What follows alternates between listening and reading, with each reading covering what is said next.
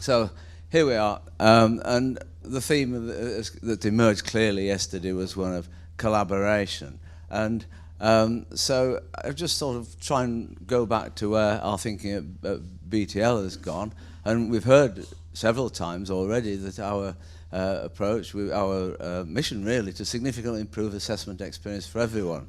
And I think, like for almost every business, that translates into simple thing of solving problems, solving our clients' problems, and it's really pretty basic, making ourselves useful. That's what we do, and we try to make ourselves useful, and in return that ends up being a service and a business that works. But at the heart of this is innovation and collaboration, and so I thought it might be just interesting to just talk a little bit about that before we get going. Amelia really said something that I think struck everybody, that innovation takes guts. And I just thought, yeah, that really is, and we all know about this because we're all involved in innovation in our own place of work, and it's not always easy. You're often having to advocate things that you know that if they succeed, you might get a small pat on the head, and if they fail, you've got a big problem. So it does take guts, and I thought it would be interesting to look back in history a bit. So next slide. So here we are, here's a couple of people with guts. On the left we've got George Stephenson, who was the creator with his son of Rocket, the engine at the top. And it was interesting just to have a look at that and see what they did. And the innovations that went into that engine are largely the ones that were unchanged for the next 100 years. The engine changed, the appearance changed, but the things like the pistons driving the wheels directly was an innovation there. The steam drawing the fire through the firebox was an innovation there. Having multiple tubes in the firebox was an innovation, and a host of other things, and they were all there. Oh, a lead plug in the boiler, so that if it got to too high a pressure and got dangerous, it fired the lead plug out. Every steam engine after that had a lead plug in it. And that's just remarkable. And so these guys were thinking all these things up on the spot. And of course, here we are with the very ship that we looked at last night. And that picture of Brunel I always find fascinating, because if you look behind him, those are the chains that were used to launch Great Eastern, which was the boat that came after Great Britain. And there he is. So these guys were busy innovating, and they were doing it really largely, as it happens, on their own initiative or with often private backing, and that's still the case today. Often getting governments to support these things is hard work, and so individuals often go off and do it, and then of course they become adopted by the mainstream. We're seeing it today with electric cars, that even the mainstream car industry is very reluctant, but Elon Musk has gone out there and started flogging electric cars, and they've all suddenly had a massive jolt, and the whole industry is going to be transformed in a way that we can't yet imagine. Okay, next one please. So this is interesting, because Samuel Lister, in his day, he's based in Bradford, where we are, built, it was probably one of the wealthiest guys in the world, and certainly built the biggest mill in the world. There's a picture of it there, Lister Mill, which is still there in Bradford. And so he was really a very successful entrepreneur by any standards. But I looked at what it said about him in the Encyclopedia Britannica. That's an old-fashioned concept in itself, isn't it? But I looked at what it said. Actually, it said it. I didn't look it up in the actual encyclopedia. I looked it up on Google, actually. But here we are. And it says, there we are, Massam. He was a baron, became a member of the House of Lords. English inventor. So the thing that's remembered about him more is he was an inventor. He had nearly 300 patents to his name when he died.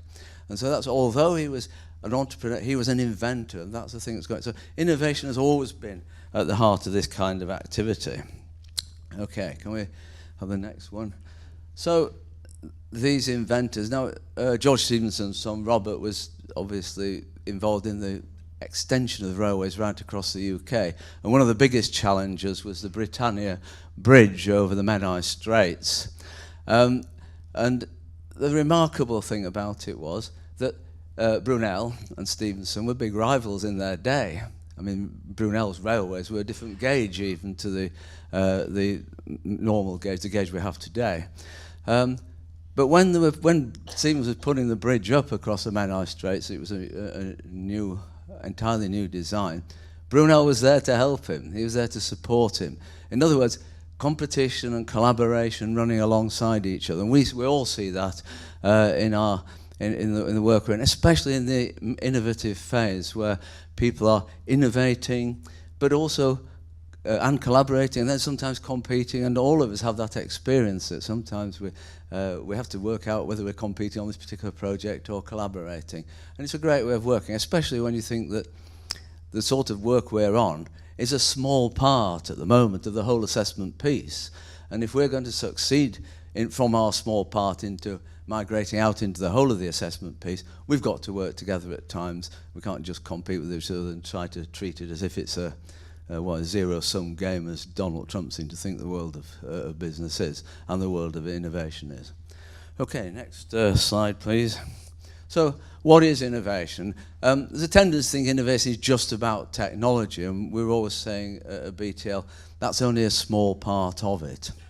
It's products, processes, services, yes, technology, but probably most of all business models. Certainly we spend a lot of time talking about, now how are we going to organize this? What kind of business model do we need to make sure that it gets out there and people adopt it?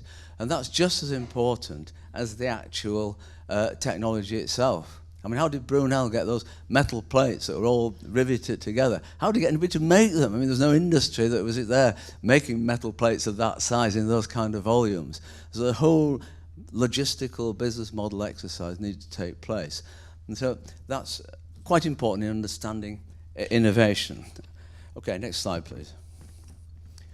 So coming to BTL then, we'll just sort of have a quick look back. In fact, we do have a whole innovation process where we deliberately try to drive innovation and make sure we keep doing it. I'm very concerned that one of the things that happens in a lot of organizations as they grow, innovation is driven out. One of the things about it is that people who push innovation in businesses tend to be quite wacky, quite eccentric, quite awkward people. Some of you, I suspect, fit into that category, but I couldn't possibly say. And so they tend to get squeezed out a bit because the conformists in businesses want to just get on with the job, you know, and just move things forward and not waste time on innovations. Because if you don't innovate, and that, as you grow, that happens more and more. We saw it with the textile mills we're talking about. After Lister and his generation died, a lot of innovation stopped, and that kept going for 2 generations before foreign competition really took over the business. But a little bit more innovation and knowing how to do innovation could have produced a very different outcome. Anyway, back to BTL. So Surpass itself, of course, it was an innovation. Paper Plus, our test center network, sponsored scrum teams. So those are the ones which have succeeded. Of course, behind that, there are lots of ideas that we've discussed, talked about, developed a bit, which we've then dropped. And probably, 9 out of 10 ideas get dropped. Some of them get dropped before I even get through Keith's door. Where are you, Keith? I knock on Keith's door. Hello, Keith, I've got an idea. Too busy, Bob. We'll talk about it some other time. But that's inevitable. There will be lots of ideas that people generate, and we are actually looking within BTL of how we can take ideas from the whole business, from anybody who's got one, in such a way that it doesn't get filtered out by people in between. And we've set up an innovation hub, which we've just got going, and we're hoping that's going to help to generate as many ideas as possible. Current examples, we've heard about remote proctoring, which is an innovation which is in its relatively early phase. Adaptive testing, well, that's moved a bit further down the line thanks to the work with the Welsh Government. Linear optimization, we're going to hear about this afternoon. Is that before or after the fireworks, Dave?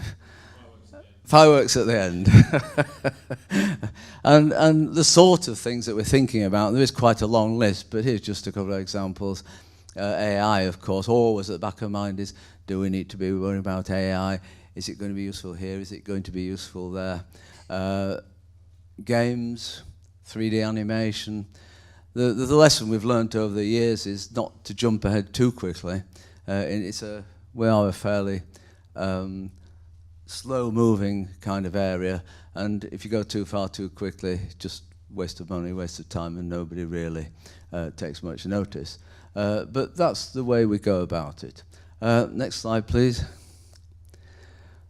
So collaboration has been important, it is important, and right from the beginning, as was pointed out, the user groups have now turned into this conference, but there are many, many other examples. I think that's all I had to say about that. Oh yes, one other point, which is that the noticeable feature to me, yes, and we're aware of it, but it becomes more obvious at an event like this, is how global the collaboration is becoming. And that's something that really is clear. The global cat is out of the bag.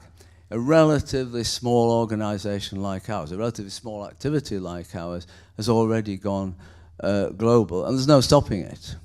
And I sometimes wonder whether our politicians have twigged what actually is going on, really, in terms of business, industry, and so on. Organisations will go wherever they can to get the kind of input that they need and to achieve the success that they want to achieve. That is going to happen, that's going to continue to happen, and that's an important feature of all these things.